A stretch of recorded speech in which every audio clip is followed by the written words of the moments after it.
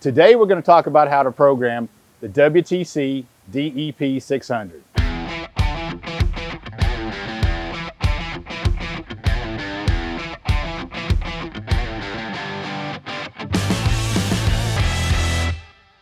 The DEP-600 is the latest WTC pendant and has taken the place of the DEP-100, 105S, and DEP-300. The DEP-600 is currently used with all 6000 series controls. It's compatible with older 3000, 4000, and 5000 series controls with the 205-3607 adapter. The DEP-600 is designed to work with a touchscreen and with hard function keys. The F1 through F8 function keys navigate to the same page as the touchscreen icons above them. Now we'll talk about the navigation, quick action, numeric, and enter keys. The quick action keys allow the user one-touch access to mode select, delete, cancel, insert, status, and program. Navigation keys, the up, down, left, and right keys allow you to move the cursor within the data fields. Up and down can also be used for toggle actions. Numeric keys are used to change the numeric parameters of program functions. The enter key is used to enable a field and confirm a selection.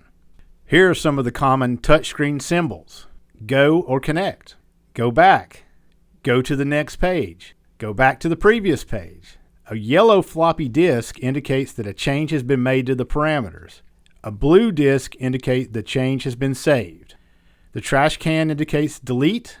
The broom indicates clear, and then you have the weld mode and no weld symbols. The home menu / DEP configuration screen allows you to configure DEP system settings. This is where you will assign the DEP's IP address and select local or global Ethernet. Local Ethernet allows you to connect directly to the control. Global Ethernet allows you to connect to multiple controls over a network. You'll have to make sure the IP address of the DEP and control are in the same network range. Serial will most likely be your choice. It doesn't require any additional information. To connect via serial port, you will need to click on the serial icon and select the control from the list. The mode selection screen now combines the weld data screen and fault display. The top row of the screen includes status icons, language, connection status, weld status, fault status, weld control IP address, and weld control name. In past models, you had to go through multiple screens to see and reset faults. The DEP-600 has a fault window on the mode select screen and allows you to clear faults with the broom button. The weld data window is similar to the weld data screen on previous models. It shows several monitored parameters along with the last weld schedule that was executed. You can also use the left and right navigational keys to scroll through previous welds. Now we will discuss keys and navigation from the mode selection screen. F1 takes you back to the original home menu screen. F2 takes you to the program screen. To change the schedule number, press F2 to activate the schedule number field and enter the number using the keypad. Press the folder icon to load the schedule. To delete an item, use the arrow up and down or touchscreen to select the item, then press the trash can icon. To insert an item, use the arrow up and down or touchscreen to select the item. Then press the insert icon, select the parameter, then hit the insert icon again. To edit an item, use the arrow up and down or touchscreen to select the item, then hit enter to highlight the item. Edit the value with the number pad, hit enter again, then hit the floppy disk to save. Here's how to copy a weld schedule. Start with the schedule you wish to copy. Press F2 to navigate the schedule number field and enter the schedule number you wish to copy to. Then press enter. The save icon turns into the copy icon. After you press it, The copy icon turns blue. Now press the folder icon to load the new schedule.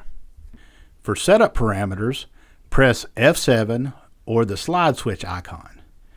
This is where you will choose if an alarm is a fault or an alert. This is also where you will enter calibration and setup parameters. You will most likely need to enter the transformer turns ratio here if you're not going to put it in the weld schedule. F3 is for status. It's used to review stepper status, I/O status, and hardware status. F4 is system configuration. Here you'll have the reload option, the I/O configuration, and the control network configuration. F6 is the weld data window. Each time the button is pressed, it allows you to see additional information beyond the standard weld data. F7 is the heat display. It provides quick access to commonly used heat parameters. F8 is the broom icon. It's used to clear faults. For weld no weld, you'll have to navigate through a couple of screens. First, choose System Configuration from the Mode Selection screen. Then choose F2 for the Reload Default screen. Press the F2 button on the bottom to toggle its state. Please note there's a slight delay from the time you hit the button before it changes states. Checking the I/O status can be helpful during machine startup and troubleshooting. Choose Status from the Mode Selection screen. Hit the right arrow. Once you get to Status Screen 2, choose I/O status. Inputs and outputs that are active are shown in green. I/O mapping. Each control typically comes with factory I/O settings. If you need to change any of these settings, you will have to go to the I/O mapping screen. Choose System Configuration from the Mode Selection screen. Choose I/O Configuration menu. Select the appropriate I/O to map your system. Now we will discuss how to back up parameters to the DEP or a USB thumb drive. To back up parameters to the DEP, first you'll choose F4 for System Configuration. Now hit F5 or the right arrow. Choose F4 for the backup screen. Hit F3 to back up the control to the DEP. Then hit F5 to start the backup process. To back up data on a USB drive, you will first have to back up the data on the DEP as previously described. To back up on a USB drive, hit F1 on the Mode Selection screen. Then hit the Home icon. Choose F1 for the DEP configuration screen.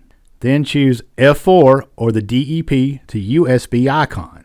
Now insert your USB drive. Highlight the DEP file and the USB drive, then hit F6 or the down arrow to download the file. To upload a file from the USB to the DEP, you'll highlight the files, then hit the F8 or up button. For more information on the DEP-600, contact us at tjsnow.com.